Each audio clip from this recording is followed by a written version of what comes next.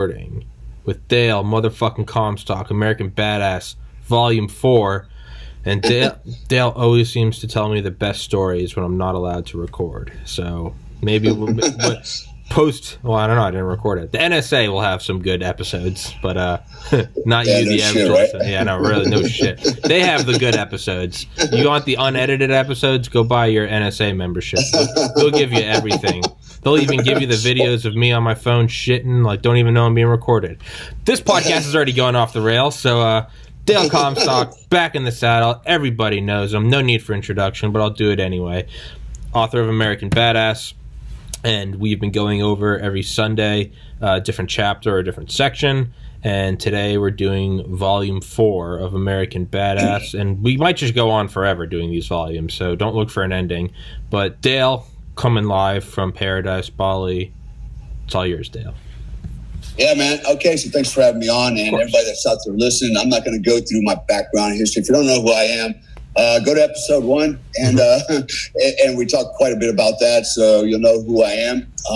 Try not to waste too much time on me, more so on the stories, right? So we decided to we decided that it'd be cool if I could tell my stories about my book in my own words. And so that's actually what we're doing. So today we're, I think, on episode 4, and we have quite a ways to go just through the American Badass book. And then down the road, as Tom just alluded to, this could go on for quite some time because I'm actually writing another book, which picks up where I left off in 2011. My military career and my Hollywood stints and stuff like that, and everything I've done since that time to the present time, which is quite a bit and quite unique. And I think you'll definitely enjoy those stories. Yeah. So what I want to do today is I want to pick up where I kind of left off last week. I talked about my time in the 82nd Airborne Division. That was actually where I started out in my military career. I ended up initially in the 2nd 325th Airborne Infantry, and then my platoon was selected to become the 82nd Airborne Division Alert Platoon, which was basically we started the alert program from Vietnam. It was, they had stopped it and then they wanted to resurrect it back in 1982 timeframe. Yeah, 82. And so that's where I ended up, 82nd Alerts. So with all that said, I'm going to kind of pick up talk a little bit about my experience in the 82nd Alert Division, right? So last time we talked, I mentioned that I was coming up on my 4-year ETS date, right? In my enlistment, right? And I had a choice, either re-enlist or get out. And to be honest with you, I wasn't really happy with being in the military anymore.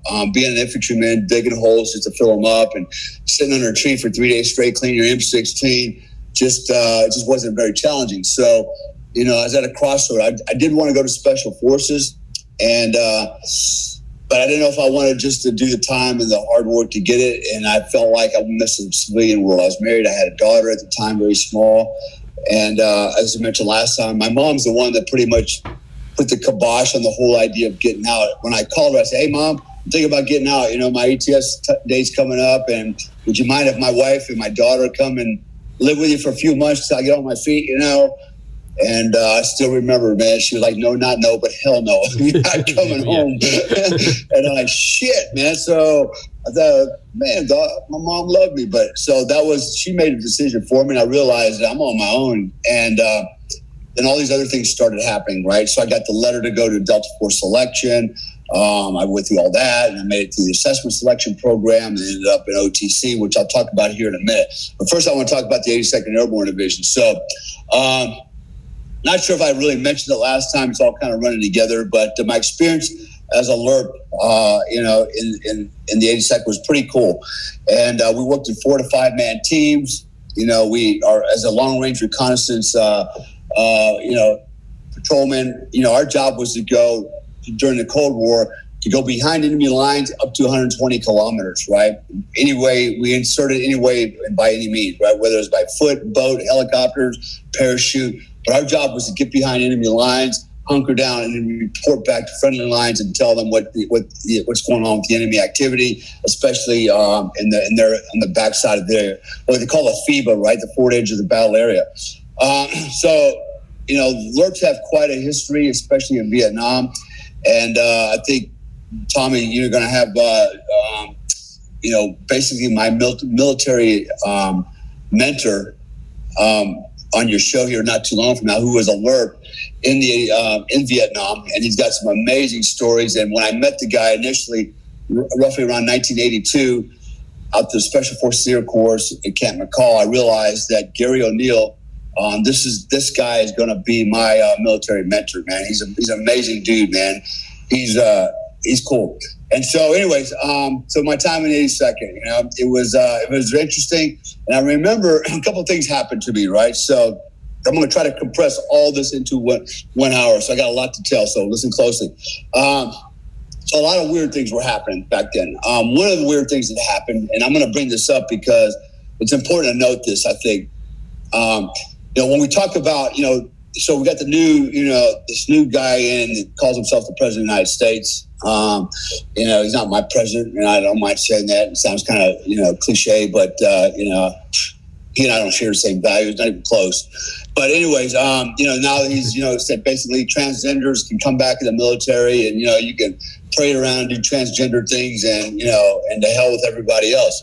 So, and the reason that's unsettling for me is because I had a very bad experience with something like very close to that, and I'll explain that here in a second. As I'm thinking about this, what happened was about 2.5 years ago, and this will be another story later on, but I was working as a bodyguard in Los Angeles for a very rich 31-year-old millionaire. It was amazing, right? She fell in love with me. It was like a story, right? Like a movie. It's going to be a movie. But her friends were all super liberal, right? And they just couldn't get their head around the idea that why are we keeping transsexuals and all these other trans things and homosexuals out of the military, combat arms and infantry and blah, blah, blah. She goes, everybody should be allowed to, experience that and do that and be that, right? And what they don't understand was, and I try to explain to them, was unless you've been there, you really don't have an opinion. Yeah. It would be like me telling a brain surgeon how to do brain surgery with no knowledge about brain surgery other than if you got a headache, try an aspirin. So I have no credibility whatsoever to weigh in on that topic, right? I might shut the fuck up and sit down. Yeah. And basically that's what they're telling me, and I was like, you guys have never been in the military, right? Let alone, for example, the infantry. And so you have really you really have no opinion that matters until you really understand the dynamics of the military. You got no opinion. And that goes for anybody out there. You have no opinion of any value. You can have your opinion, but it means shit, right? And so I'm getting this earful from these. I mean, and these were billionaires and millionaires, right? Blah blah blah blah blah. Rich chicks, and freaking androgynous dudes, telling me, all this bullshit, about how the military should be, and they themselves never spent a day. Probably never got in a street fight, on a playground or anything. So, I remember I thought about it, and I told them a story, right? So basically, and so I'm going to save that part of the story for later on when we go into the other book. It's pretty funny, the whole story with these liberals, man. It blew their mind. I literally had them getting up and leaving because they're like, oh my God, I can't stay here and listen anymore to this. This is blasphemy. Who is this man? Who is this straight white man? It was funnier than shit, man. But so what happened was this. Here's one story, right? I just want to kind of expand just for a second. So we had this guy. So we're a platoon of infantry guys. We're pretty tight knit. We feel kind of elite and special because we're the LERPs of the 82nd Airborne Division. We're the eyes and ears of 15,000 paratroopers, and we were proud of that. And the reason we were the LERPs because our platoon was selected out of all the infantry companies in the 82nd to be the LERPs because of our record. We had won many what they call RTEPs, which is basically field evaluations, right? And you're scored on and blah, blah, blah, performance. And we were like the champions. And so we became the LERPs. So we were pretty good. And which was kind of weird because when you looked at going back in that time, right, 1981, 82, 83, in the 82nd Airborne Division, they call us the jumping junkies for a reason, right? And so, and it's because everybody was stoned, man. You know, my whole platoon was always stoned except for 3 guys, actually 4 guys. Me, my 2 best friends that joined the Army with me, Joe and they're still my best friends to this day. They're like my brothers. And then the platoon sergeant, Sergeant First Class Wilson, who was basically, he looked like Tom Berenger from Platoon, man. Looked just like him. And he was a Vietnam vet from AmeriCal, you know, and he just had that freaking, everything about him said Tom Berenger, man.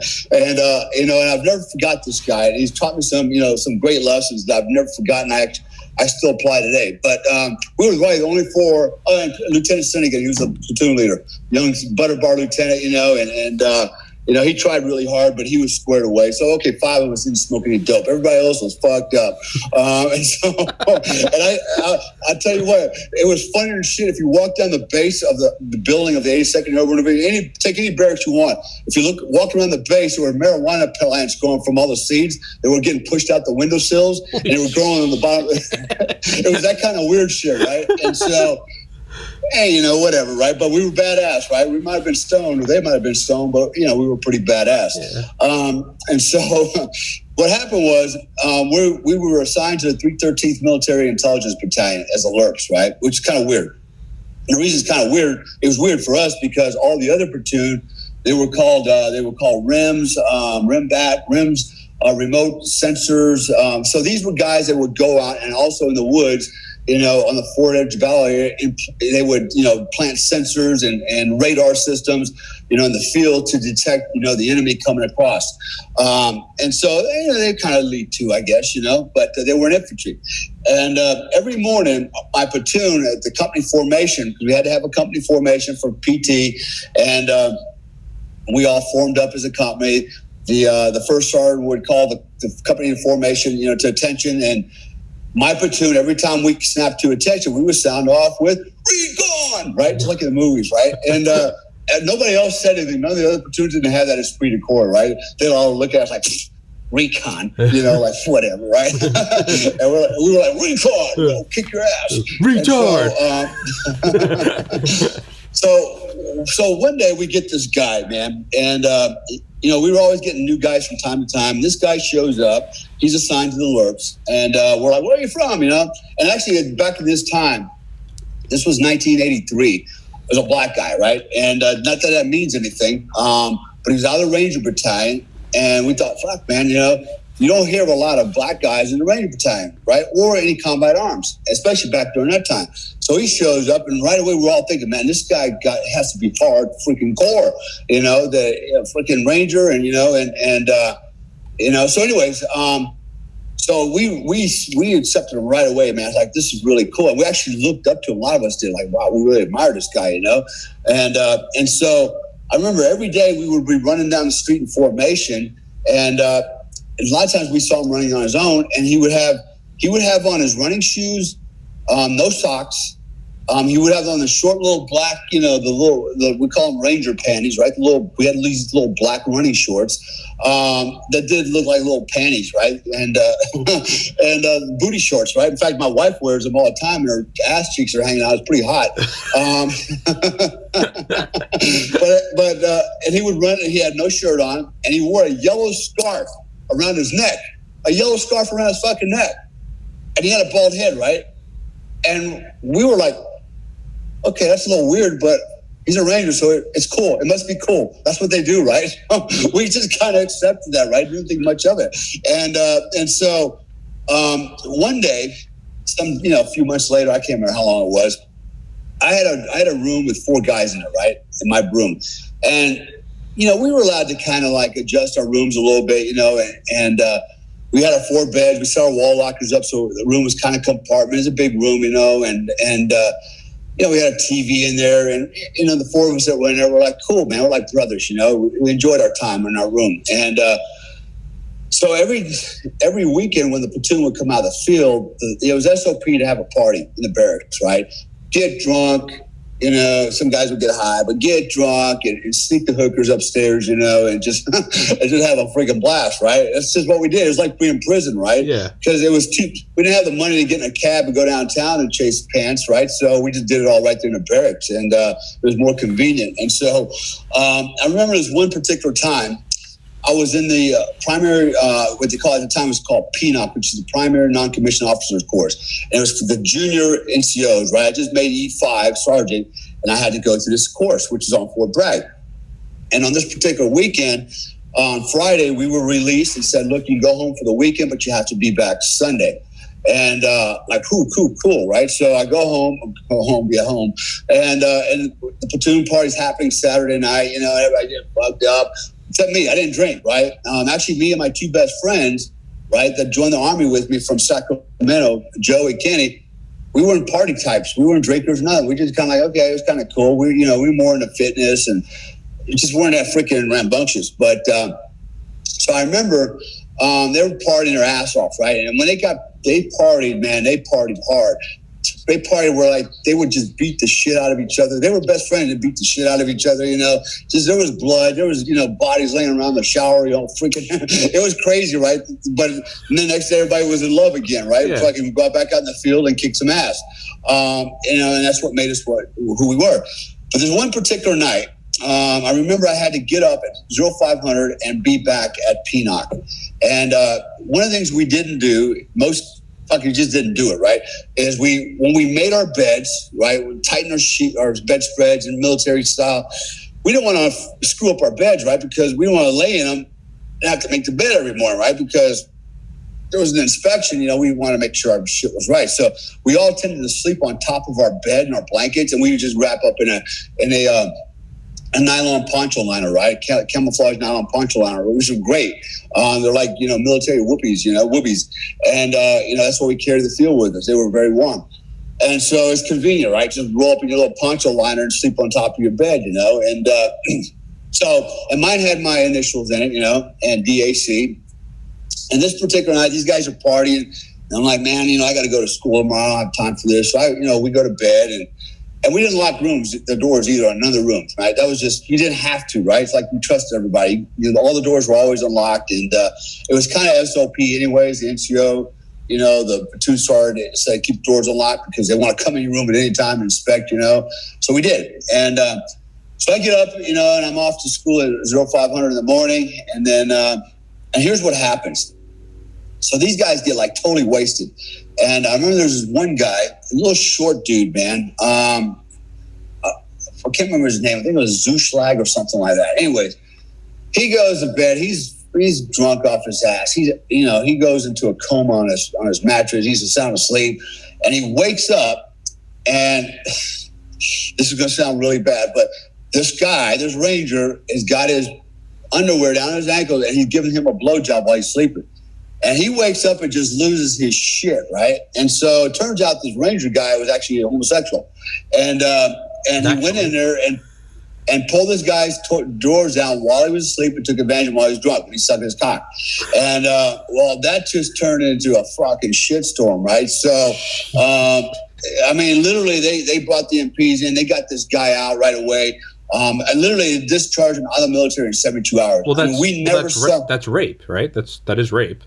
Pretty much, right? And so, well, this is 1982, 83 time frame, right? So they didn't have all the policies now, you know, don't tell, don't ask, all this crap, you know, sure. And, you know, it was forbidden to be, you know, homosexual, et cetera, in the military.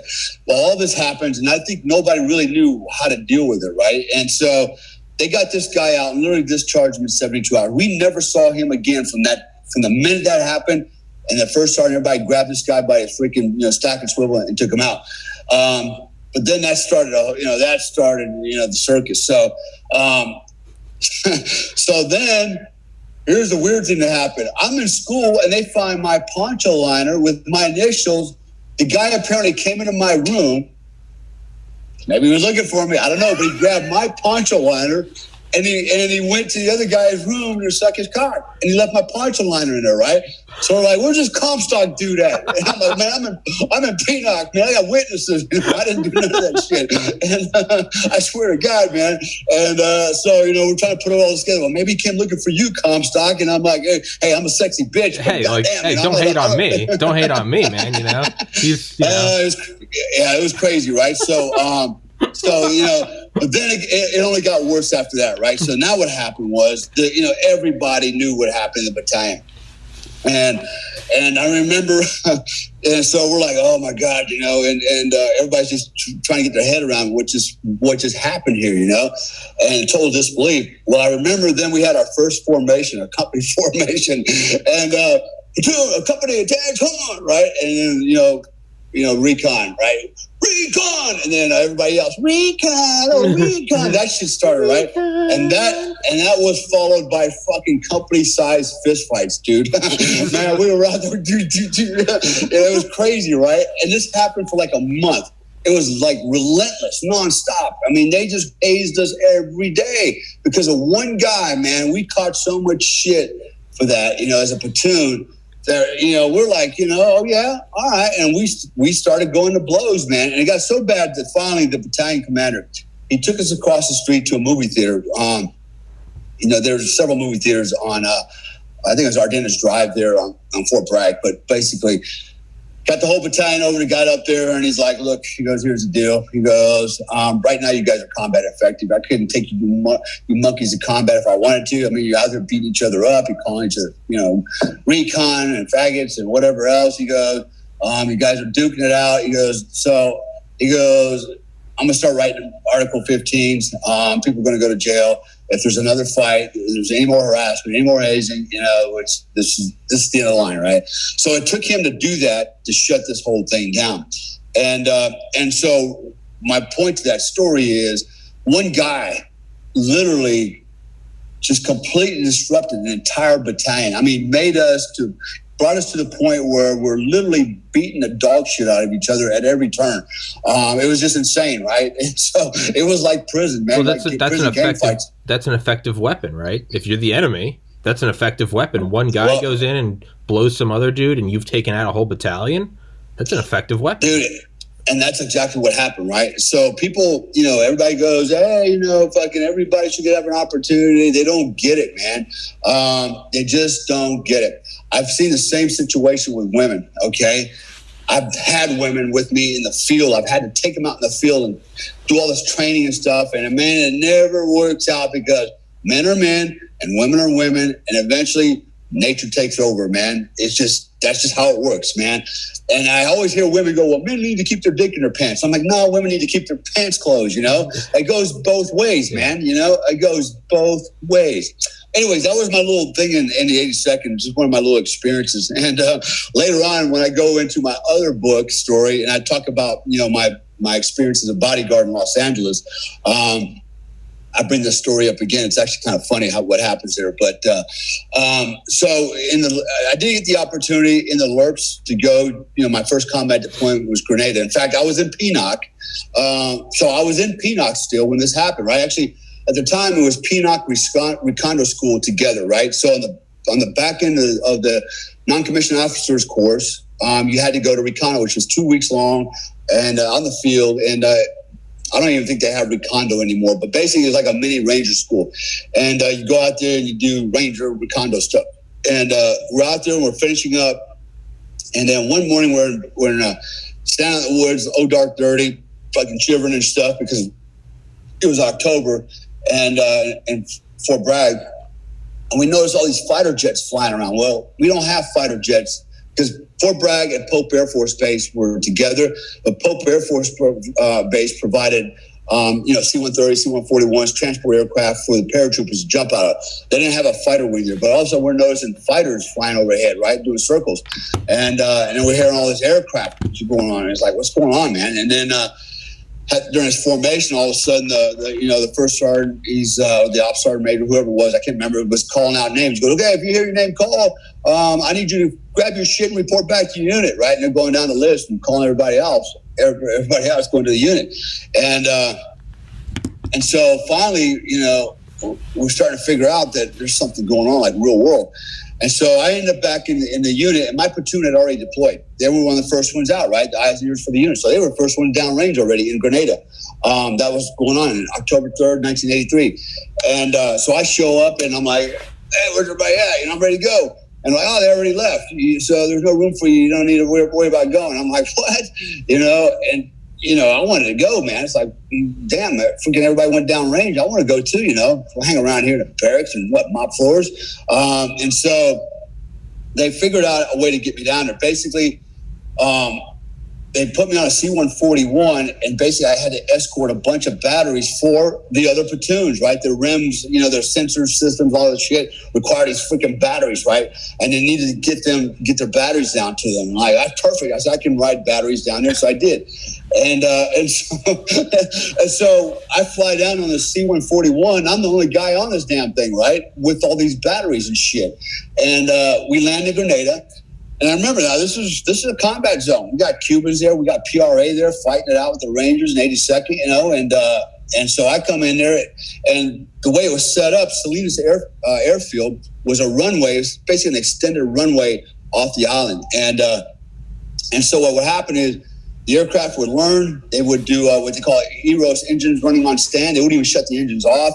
They'd drop the ramps and shit. They'd freaking dump everything out, raise the lamps, and freaking take off again, right? They don't want to be sitting on that runway and be subjected to mortar attacks and things like that.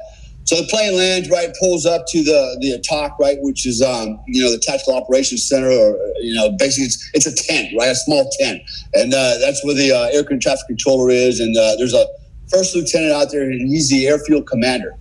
And we're unloading all this shit, right, on batteries and boxes and stuff, boom, boom, boom, and the plane takes off, and I'm standing there, and and nobody's waiting for me, right? I was told my guys would be waiting to pick me up, and they're not here. So I feel, well, maybe they're late. So I sit on a freaking ammo box, and I'm waiting, and it's getting dark. It's already kind of dark. It's, last flight when the plane showed up, and it's starting to get dark. So I'm just sitting there, waiting, where they at? And finally, his lieutenant comes up to me. He's like, hey, man, he goes, listen, I don't know where your unit's at. He goes, and I really don't care. He goes, but you can't stay here. I go, what do you mean I can't stay here? You can't stay here. You got to leave. You can't stay on the airfield. I'm the DCO or the airfield, commanding officer, ACO. And I'm like, whoa. I said, well, where the hell am I supposed to go? He goes, I don't know. He goes, just go. And so, and I'm like, looking at him like, are you kidding me? I'm a Spec 4 at the time, right? And no, I just turned to E5. No, I Spec 4 going to E5. And I'm young, man. I'm a kid, man. Yeah. I'm pretty young. I'm still, and so. How old are you at this point? At this point, this is 1983, so I was 18. 81. I was 20 years old. Okay. Right, 20 years old. So I'm like, well, okay, can I have some ammunition, So they give me a couple of magazines of ammunition, and it's dark now. And I'm like, okay. And I'm like, where the fuck am I going? I have no idea where I'm going. I have no idea. I don't know where I'm at. So they just kick you they just kick you off. Yeah, exactly. So I literally walk off into the dark, and I'm just walking down the roads, and I'm like listening. Maybe I hear an American voice, nothing. Maybe I hear a Cuban voice, I don't know. Right? And so I'm walking. I'm walking for hours, man. And I walk all the way down to Georgetown, which is the capital. And I get right outside of Georgetown. I'm thinking, man, it's probably not a good idea going to Georgetown because I don't know if we own it or they own it, right? And so I'm sitting there thinking, well, goddamn, what do I do? I'm by myself. I don't know where to go. Do I lay down until the sun comes up and everybody sees me? I'm like freaking out here. I don't know what to do. So I walk back the opposite direction. I'm walking down this road for hours, right? And it's pitch black.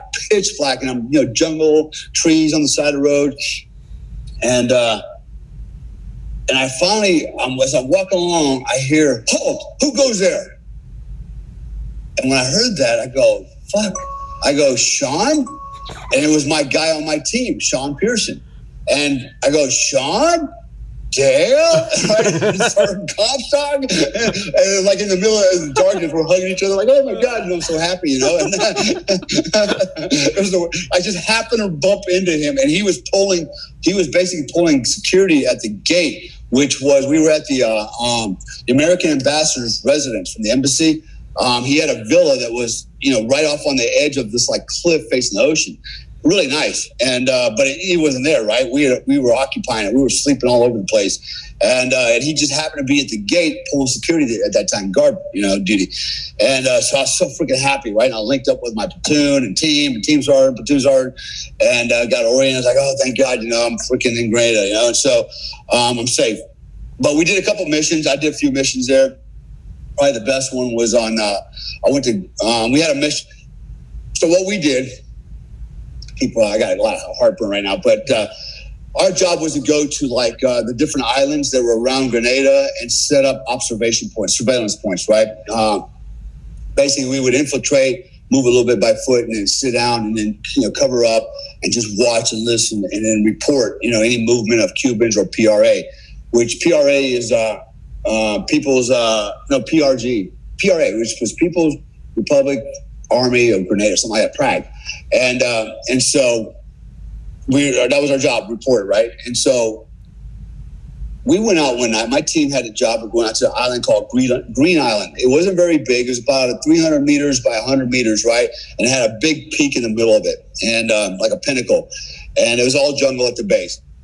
So we infiltrate, we take off and go into the jungle area. We sit down, and our job is to sit on the island and watch it.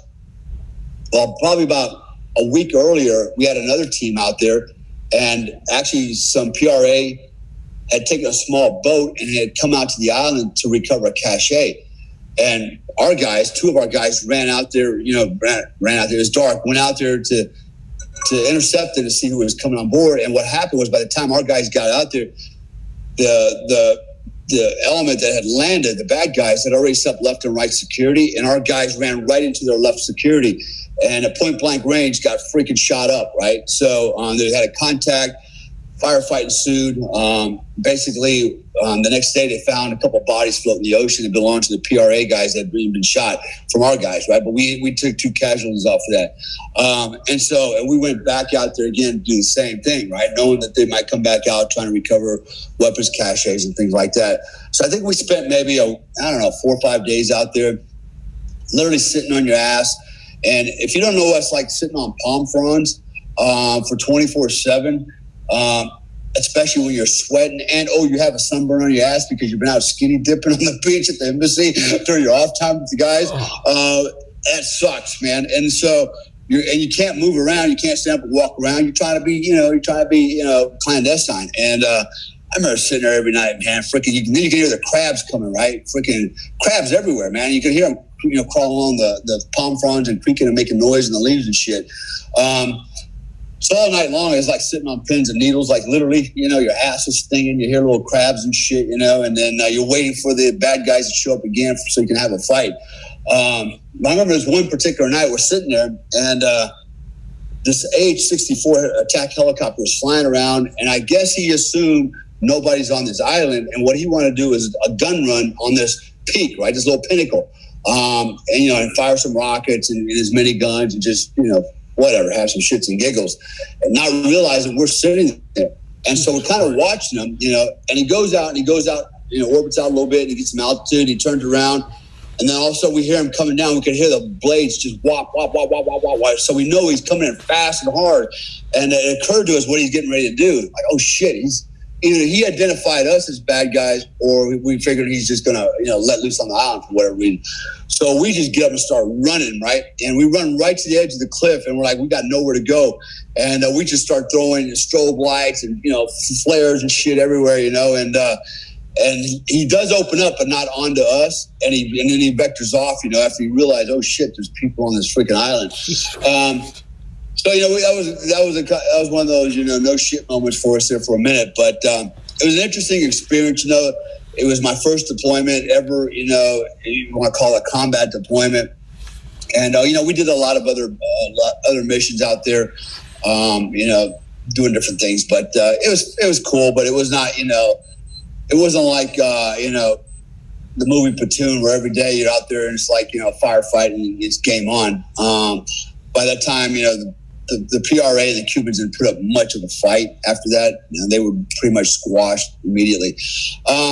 So that was my experience there in the 82nd LRPs. All said and done, it was a good experience. It was a little bit better than just being an infantryman.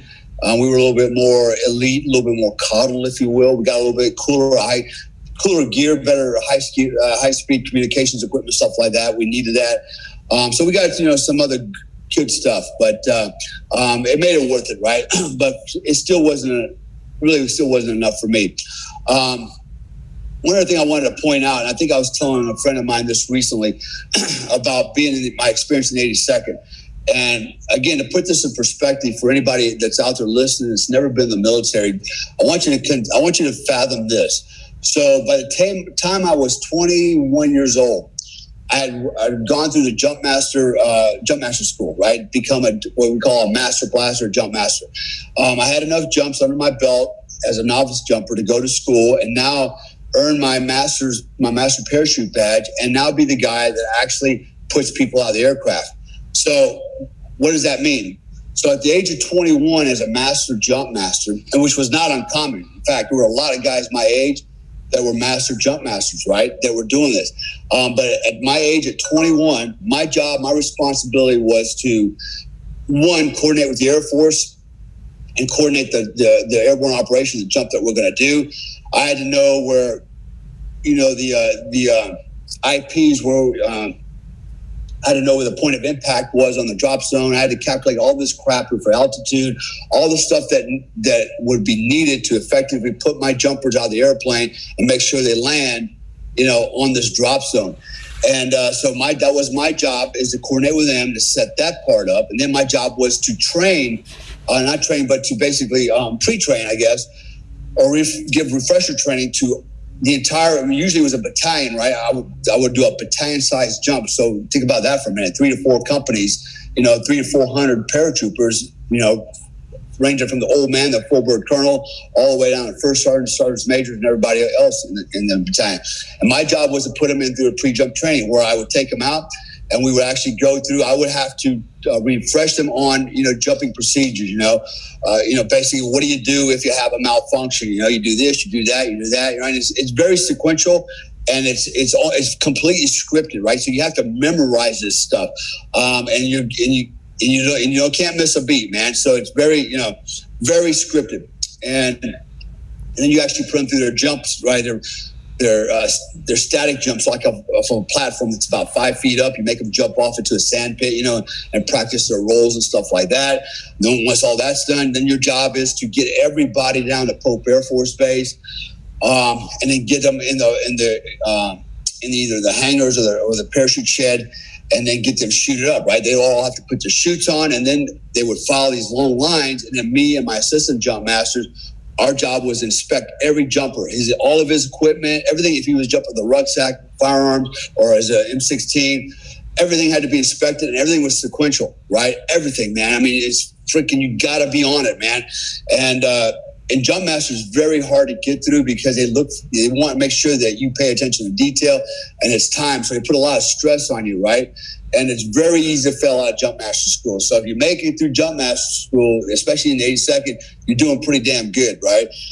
And so you got to inspect every jumper, man, because ultimately it's your responsibility. If that guy goes on that bird and he's got to shoot a harness, a parachute, a static line, or anything that's is got a flaw to it, something's wrong with it, and you don't catch it, you're the guy on the blame line. You're going to get your ass reamed, man. It's not a good thing, right? So you're responsible for everything. Then you get everybody on the aircraft.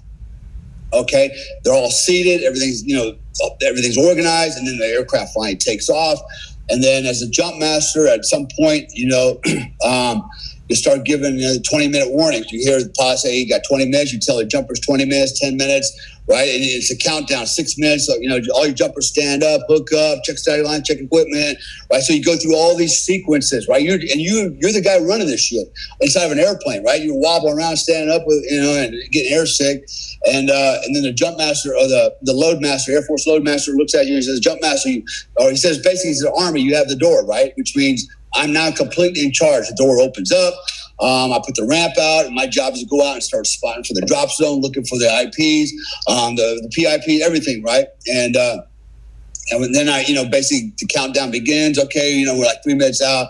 Now we're 1 minute out. We're 30 seconds out. Jumper stand on the door and go, right? And then put everybody out of the aircraft. Not just my aircraft, but there might be 5 or 10 aircraft flying at the same time in this formation, and they're all dumping paratroopers, right?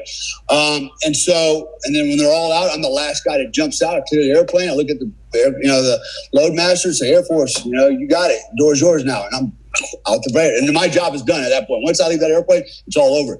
But imagine that. I'm doing that at the age of 21. Jesus That's Christ.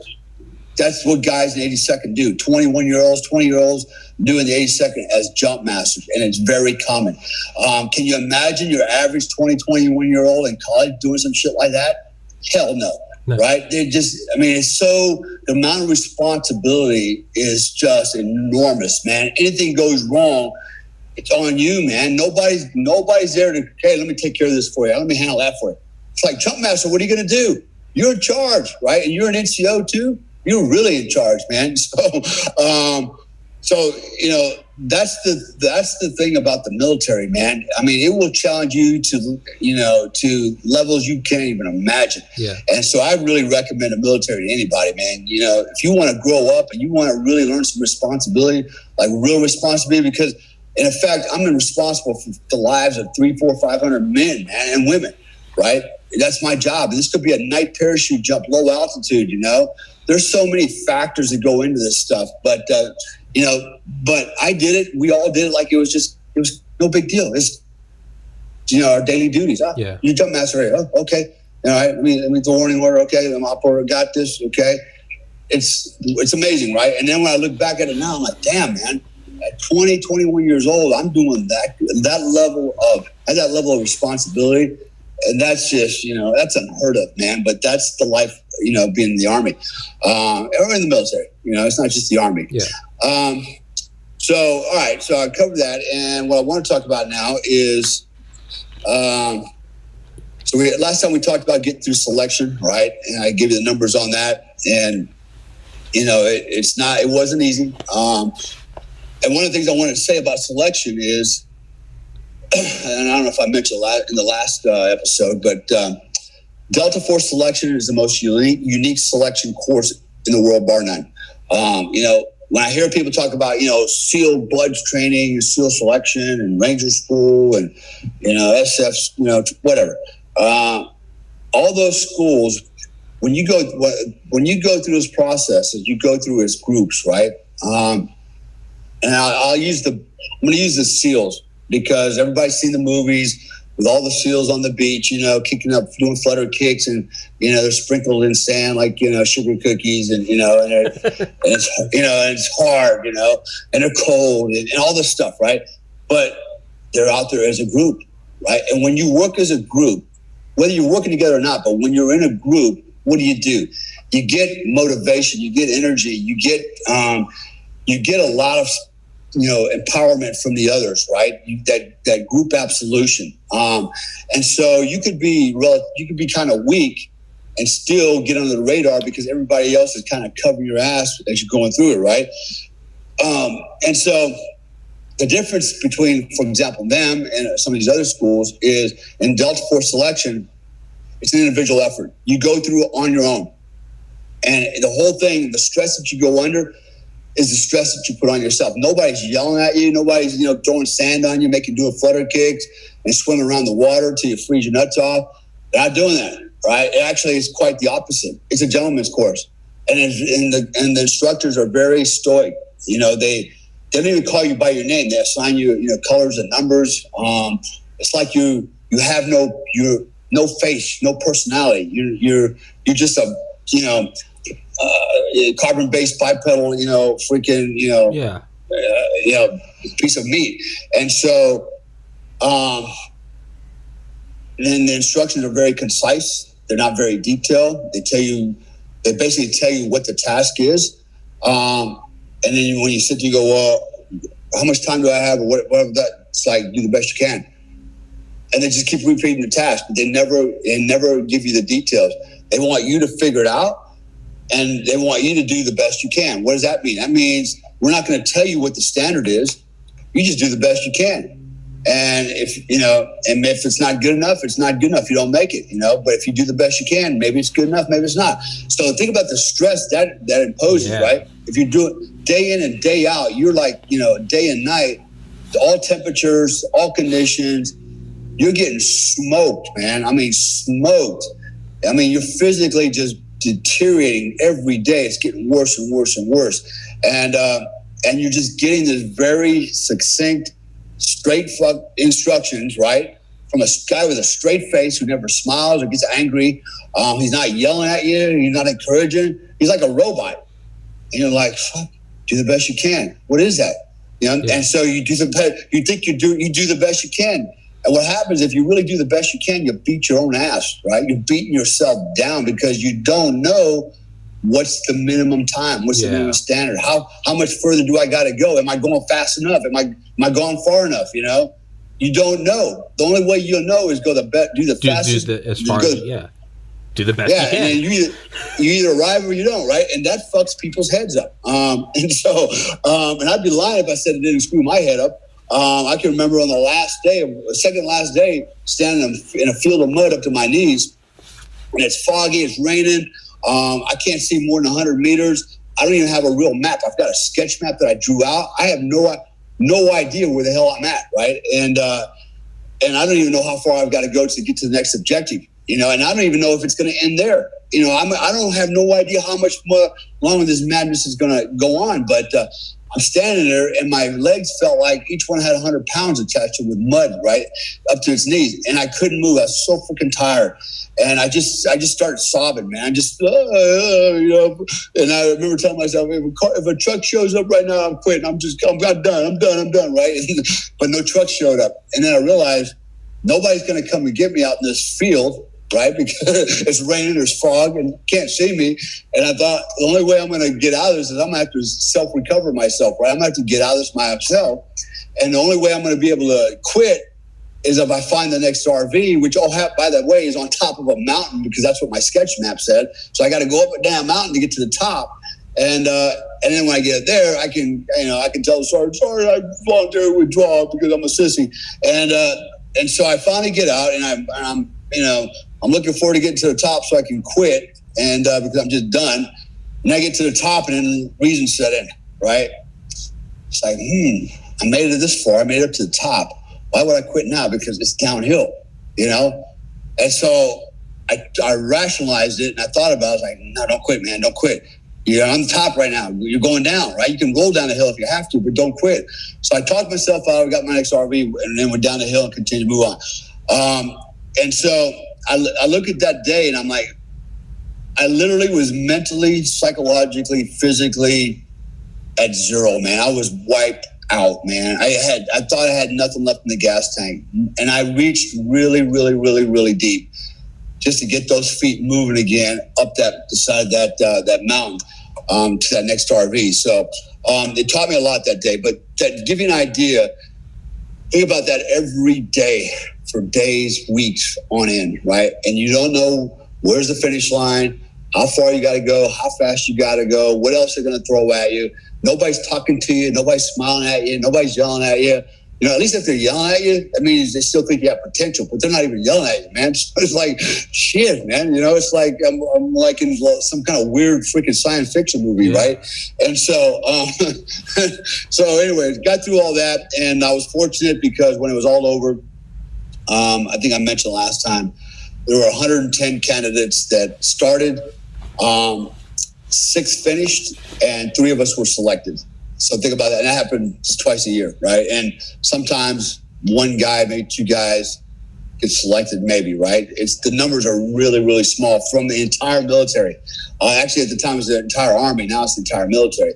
So the numbers are really, really small. So they're looking for that one guy or those 2 or 3 guys that have something that they don't tell you what that trait is. We have no idea what they're looking for, right? I was told by some people that they're not looking for the best guy. They're looking for the right guy.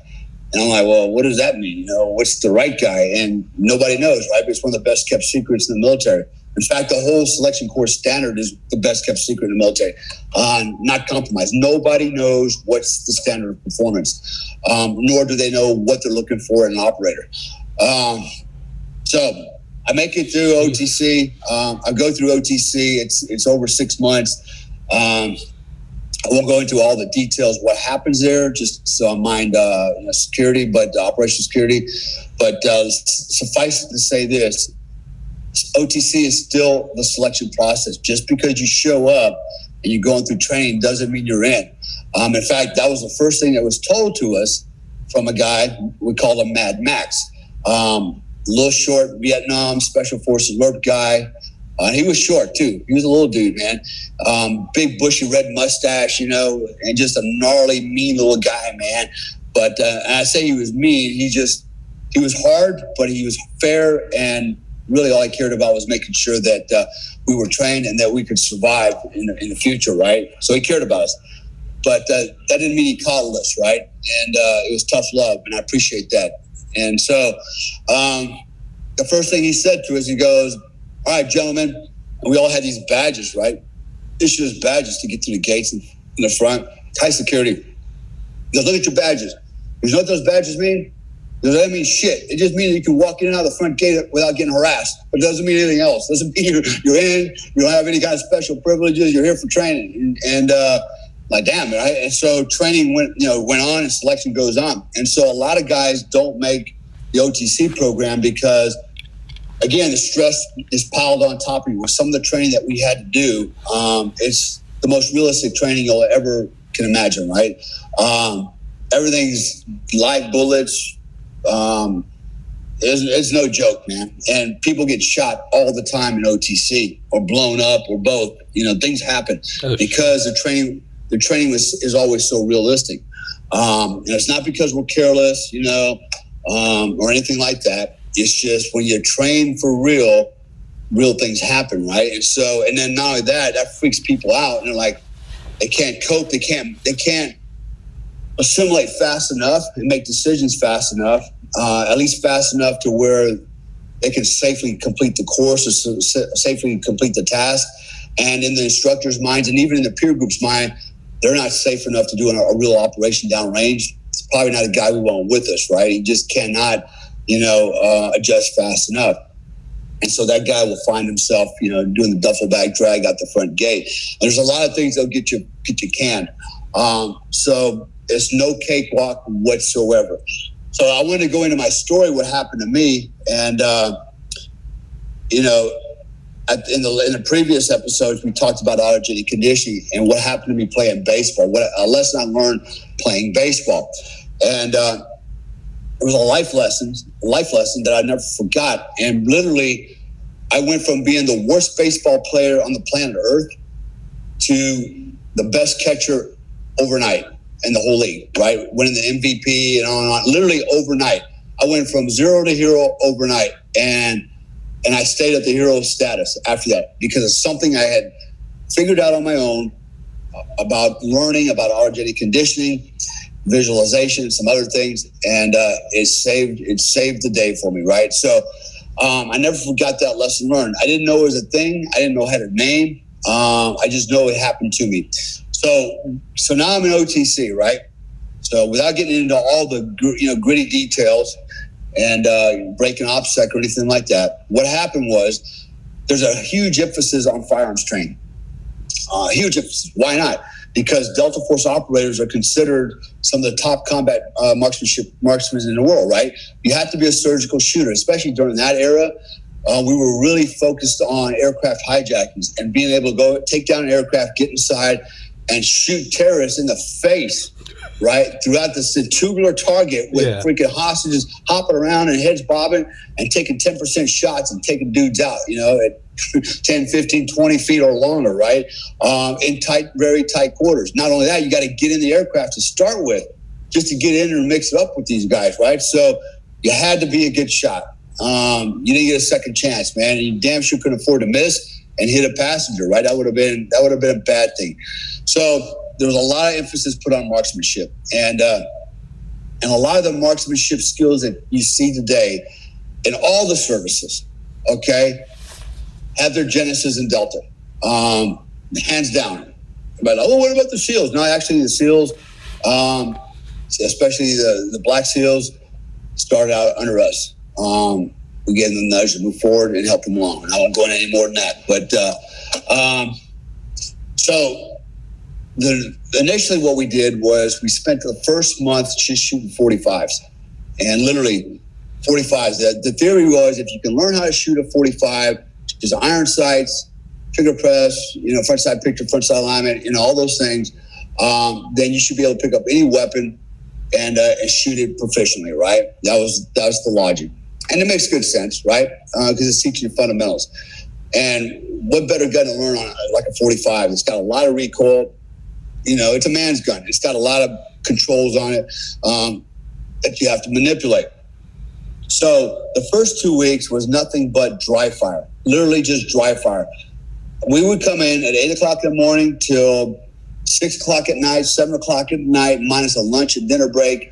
And all we would do is stand inside of a bay with little square pasties on the wall, about 1 inch by 1 inch. And we would sit there and full draws from the holster, malfunction drills, all kinds of remedial drills, reload drills. I can go on and on, right? There's a lot that goes into combat marksmanship that people don't really realize, right? You include the 4-stroke draw. When do you take the selector switch off? When do you put your finger on the trigger? When do you take the slack out? Where do you pick up the front sight? Where do you pick up the rear sight? Where do you align the sights? Breathing. I mean, it's martial arts in its deadliest form, literally. And I tell you what, there was no room for inconsistencies or errors. There's a lot of emphasis put on form.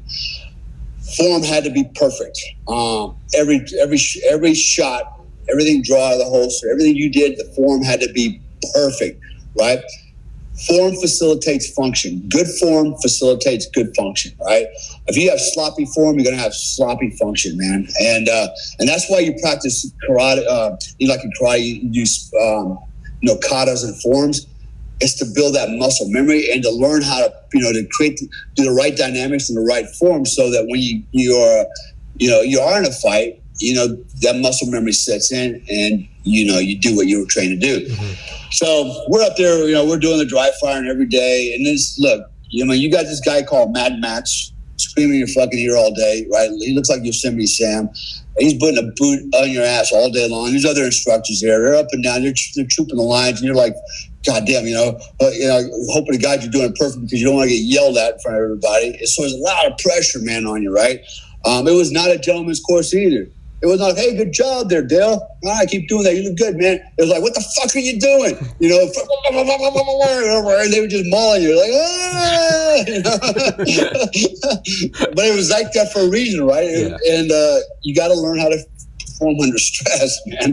And so, anyways, what happened was, and then every day when we got done, we would go into the classroom, and the instructors were always out there with a camera, right? A video camera. They were always filming and stuff, they call it the one-eyed judge. The one-eyed judge don't lie. So then we go into the classroom, and then they would critique us, by the day's training. Today this, blah, blah, blah. Some of you guys need to work on this. Hey, you over there, you need to really work on that. And I didn't do that. No, you did do that. Look at the one-eyed camera don't lie, right? One-eyed judge don't lie. And they show the video of you all fucked up. Like, okay, I guess I did fuck that up. That happened every day. And I never really got critiqued, ever. Nobody ever said anything to me. So I felt like I'm doing pretty good. And it's, I don't know how much time went by. A week went by, 10 days went by. And one day, something happened that never happened before. And we're all sitting in the classroom, waiting for our, we call it hot wash, after action review, critique of the day, before we get cut loose and go home. And First thing Max does is says, Comstock, stand up. I'm like, whoa, that's never happened before. He's never told anybody to stand up, especially me. And I like, okay, and I stand up, and I'm not sure why I'm standing up, what's going to happen here, but he told me to stand up. And so then he just takes off and just starts chewing my ass. Basically, he says things like, you're the worst student in the classroom. You're all fucked up. If you don't get your shit in one bag, you'll be doing a duffel bag drag out the front gate in a couple of days. What do you think this is? Like some kind of daycare joke? Blah, blah, blah, blah, blah. And I'm like, and then he's just dressing me down in front of everybody. And everybody's looking at me like, ooh, shit, And I'm like, ooh, shit, my shoulders going down, my head's going down. I go, damn, is this really happening? It was bad, right? I mean, he's really laying into me hard in front of everybody. And to the point where I was almost getting mad. I was like, why is he talking to me like this in front of everybody? That's not cool, man. If I'm fucked up, tell me I'm fucked up out there, when we're training, but don't wait till the end of the day to freaking chew my ass out in front of everybody. So there was something wrong with this picture, man, and I didn't understand it. But it scared me, and it scared me bad. And I thought, oh my God, I'm right on the precipice of getting booted out of OTC. All the hard work, everything I put into this thing for the last year to get here is about to vanish because for some reason I'm not keeping up with the class, even though I thought I was doing well. So that shook me up. I go home, and I remember my wife at the time, one of my ex-wives. So she's cooking dinner, and I walk in, and I'm pretty beleaguered at this point. I said, honey, I'm cooking dinner. Are you ready to eat? And I'm like, no. I said, I'm going straight to bed. She's like, what? I'm going to bed. I got to train. And she looked at me like, what are you talking? I said, don't ask me. And she knew, leave him alone. Don't say shit, just let him go. And she did. And I went to bed. I literally went to bed because I remembered what I did when I was playing baseball, right? What happened to me there. That whole thing, I thought about it. I said, if I could do that then, maybe I can do that again now. Yeah. Right? So I went to bed, and I did exactly what I did before, right? I put the music in my ears. I got relaxed. At this point, I took my shower, and I was just relaxed. And I laid in my bed there for hours. And for hours and hours and hours, with my eyes closed, I visualized, drawing that weapon. I could feel that gun in my hand. I could feel all of it in my hand, the stippling, the weight of the gun, the light coat of oil on it. I could feel the trigger press. And I had two of them. I had 245. They were set up just a little bit differently, right? The sights were just a little bit different. Everything was just a little bit different, right? And but I can still feel both those guns today, like I just picked them up. I could still feel those guns. They became a part of my body, man. I could still feel the weight and everything of those guns to this day. That's how many times I picked that gun up and fired it. So I remember, feeling the gun. I remember visualizing, bring the weapon up from 3 to 4, pick up the front sight, align the rear sight, front sight, rear side alignment, weapons going out, taking slack out of the trigger stop, boom, take that shot, follow through, recover 3, and then back to the holster. Malfunction drills, combat reloads, tactical reloads. All this was going through my mind over and over. I did all these mental rehearsals like it was really happening. And when I was doing it, I felt the gun the whole time in my hands. The weight of the magazines, everything, man. Pull the slide back, I felt the pressure on the springs. I did that over and over and over, and then I saw that bullet coming out of that gun and going into the X every time. Right, that was all part of the technique. All night long, I did that over and over and over and over, and I just fell asleep. So the next day, I go to school, OTC. And was training again like as usual, 0800 out in the Bay Area, freaking drawing and ad nauseum doing this training. And day 1, nothing happens. Nobody's yelling at me. Nobody's praising me. Crickets. Day 2 goes by. Nothing's happening. Nobody's yelling at me. Nobody's praising me. More crickets. And then day 3 goes by, nothing's happening. Nobody's yelling at me. Nobody's praising me. And I'm thinking, Christ Jiminy, either say something like attaboy or at least yell at me and make me believe I still have potential. But this the silence was killing me, right? And I'm like, thinking that this is it, man. I'm probably, it's over, man. They've given up on me. That's why they're not talking to me, right? And so after the end of day 3, we go back into the classroom and we're going to do another hot wash. And this is the second time this happens. Comstock, stand up. Right off the bat, Comstock, stand up. And I'm like, oh my God. My heart was heavy. I couldn't even get the strength to get my ass out of that fucking chair. And I remember thinking, damn, is this my swan song? Is this it? And I stood up, and shoulders down, head was low. I didn't even look at the guy. I couldn't even look at him, man. I couldn't look at my peers. They're all looking at me like, I know what they're thinking, like, oh, poor guy, And,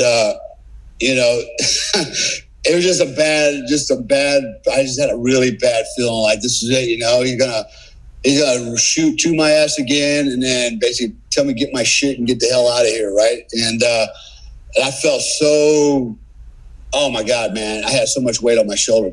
So I stood there, and then the next words out of his mouth were, everybody take a look at that man. Everybody take a look at him. And I remember thinking to myself, yeah, that's right. Go ahead and look at me. Go ahead and look at the loser. I'm getting mad, right? Like rebellious. Like, so what? That's what I wanted to say, even though I'm just kind of standing with my head down. That's what I'm thinking. Go ahead, rub it in, assholes. And because I want everybody to take a good look at this man. He goes, I predict this man will be the Top Gun shooter. He goes, this man is the most fundamentally sound student in the class, and I predict he'll be the Top Gun shooter at the end of the course. He goes, you guys need to look at this guy. This guy is the best of the best, right? And he's just, praising the shit out of me. Like, total 180. And I'm like, my head's coming up, and I'm looking like, what? Like, you're talking about me? And he actually, that's what he said. He said I was the most fundamentally sound student in the class, and his prediction was I would be the Top Gun shooter at the end when we had the competition. Because at the end, you have a Top Gun shootout to see who's the best shooter in the class, right? And so suddenly, man, my confidence was renewed. And wow. What was really amazing is how I flipped this whole script in a matter of 3 days, maybe in 1 day. I don't know. I might have been on the ball the day after, but it took 3 days for him to get up and sing me praises. Probably because it took him 3 days to watch me and go, what the fuck? Is this guy really improving? He probably couldn't believe it either, right? He's like, let me watch him for another day to make sure. Let me just watch him. Well, let me watch him one more day because I can't believe this, right? And so, so that's what happened. And then in the end, so sure enough, right, we at the end of the course of the firearms portion, we had our shootouts, right? So we did with MP5s, and then the big one was the 45s. And it was double elimination. But basically, make a long story short, it came down to me and one other guy. Some of you guys may have heard of this guy named Paul Howe. He was in my OTC class. Now, Paul was a great shot. I can't take nothing from the guy. He was a really good shot, consistent. And he didn't catch no shit in OTC like I did. Nobody messed with him. But it came down to me and him. And he actually beat me, but he only beat me not because he was better than me.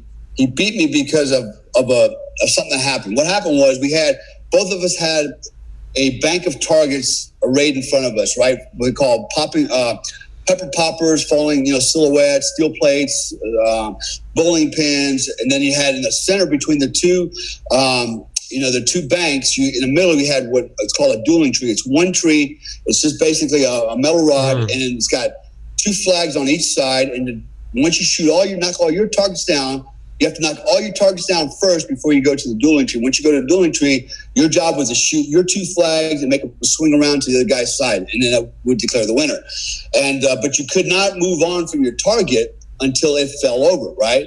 So I'm way ahead of them. I'm at least 1 to 2 bullets ahead of them on the shots, right? I get to my last silhouette, my last pepper popper. I shoot at center mass, and it starts to fall over, and it just teeters.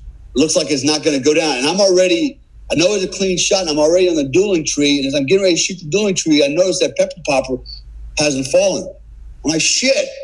And so I go back to get it. And just as I go back to get it, it falls over. So now I got to come back onto the tree, and Paul's on it. He's already on the first flag. He knocks one over mine. I knock one over his, and he beat me by one flag. So, if you want to get technical, I beat them. But because of the rules, that one damn pepper popper, I took, second place. And I actually didn't mind. I'm like, you know what? Yeah. At least I'm here second place, and I'm not doing the duffel bag drag out the front gate, right? So I didn't even care, right? I didn't even complain about it. Like, that's how it goes. And but I'm here, and I proved myself, and everybody knows, I was the man. Yeah. So, but that only happened because of this autogenic conditioning, right? That I've talked about several times now. And what happened to me in playing baseball, and suddenly I did it again. Right. And I did it under one of the most stressful situations you can imagine. Right. This was my life was in hanging the balance on the same. I'm like, I cannot afford not to be here. I don't want to go to an infantry unit on Fort Polk, Louisiana. This would be so disruptive. Not only that, but for my morale, man, my psyche. Yeah. I would feel defeated, and just no way, man. This would not be a good thing for me, And so, but now, it worked, and I made it all the way through. And I remember towards the end of the course, we had another board that we had to sit in front of, right? Another commander's sergeant's major board. And they wanted to make sure that we were the right guy before he sent us over the hall. And, I got the blessing. Okay, you're good enough, Comstock. Even though you're the youngest guy we've ever selected at 23, you're good enough. I go across the hall and I report to my sergeant major, and I'll forget my sergeant major, Jack, right? He's like, congratulations, man. Okay, well, welcome to the squadron, blah, blah, blah, blah, blah. He goes, but I have to remind you, he goes, selection's a continuous process. And if you're not giving us 110% every day, we can't use you. You're out of here. Right? I'm like, damn, man. So, and it's true, man. If you're not putting out, you're just, you're useless, man. So selection really is a continuous process, man. There's no time. There's no room for a guy to start sliding backwards, and it's just not, they don't need that. And they don't need you. They need every guy to be running 110% every day, right? And so, and the work, the job, being in that unit was probably one of the most motivating jobs ever. I look forward to going to work every morning. It's like, man, I can't wait for today. What are we going to do today? It's going to be cool stuff, And then coming home at night, it's like, man, it was like a great day. It was satisfying. You felt like you got something done, not just for yourself, but for America, for the Army. It's like, I put it out there today, man, again, and again and again and again. A very satisfying experience. And, so that was, a little bit about my time in the unit, getting there to the unit. And then how did I get there? It was not, wasn't a cakewalk, as you can tell from the story I was telling you. It was actually harder for a lot of other guys. Even in OTC, it was like a nightmare for them. Mm-hmm. But it is what it is. They don't always pick the best guy. They pick the right guy, because being best is relative.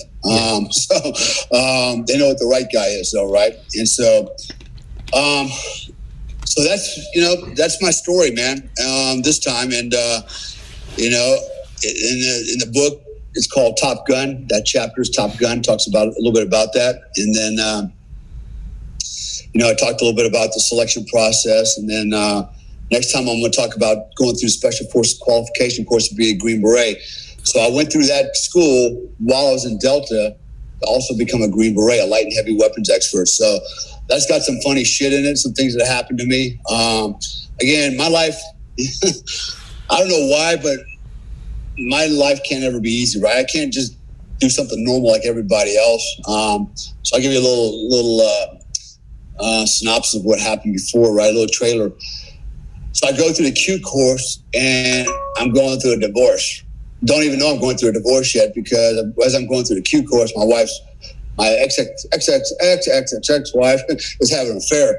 And then I find out, as I start the course, I'm a few weeks into it, and that just turned into a circus. And then, she left me, took my daughter, left me my son, who was only 18 months old. And so now I'm trying to take care of an 18-month-old boy, find a babysitter at 4:30 in the morning, get through the Q course, which was, those are long ass days. Pick him up in the evening, be daddy to him, take care of him, and prepare myself for the next day. So the Q course was like really hard for me. I made it. Here I am. And now my son's a Green Beret. He's a Ranger. Follow my footsteps. So hopefully he's learned something from me growing up. And anyway, so there's my stories, man, for today. For today, yeah. I was gonna say same time next week. Dale, do you think you can get a How do the podcast? I don't know how to get a hold of him. I could try. Yeah, just try. He's probably on Facebook. I'm sure he is on social media somewhere. He's in Texas, the last I heard. I'll see if I can't run him down. I'll see if I can't find him. Let me just write that note, because that's two guys I'm still running down. Yeah, please do. That would be fucking awesome. Because there are a lot of people that I found I can get in touch with, but they just don't give a fuck. And it's when I can name drop someone, or I have someone else reach out on my behalf, then all of a sudden it opens the door. So to me, it's just who the fuck is this kid? But if it's Comstock saying hey man, it works out a lot better. Yeah, no rush. Though. I'll see if I can run him down. No sure. He's got a good story too, man. From Mogadishu. Yeah. That's where I recognize the name. Yeah. So Paul's a good dude. He's always been a good dude. So, anyways, So that kind of wraps it up. I think. Calling from Bali, and same time, same place next week. We'll do this again, and got a lot more to cover. It only gets. I think it only gets better as it goes along here. Yeah, it does. For everybody listening, all of this is in his book, American Badass, which will be in the description. Sticking to the top comment. It's on Amazon. You can get it on Kindle. It's not on Audible yet, Dale. You need to get on that. You need to have someone narrate it.